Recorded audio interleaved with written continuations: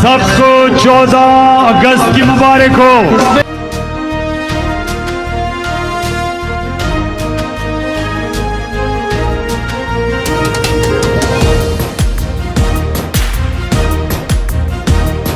लुटे हुए पिसे हुओं का वक्त इंतकाम है, अब मुआशी कातिलों का वक्त इख्तिताम है। आम आदमी के हाथ इक़्तिदार आएगा, बेकसूर शहरियों का खून रंग लाएगा। देश की रगों में ज़हर इश्क दिल मिलाएगा।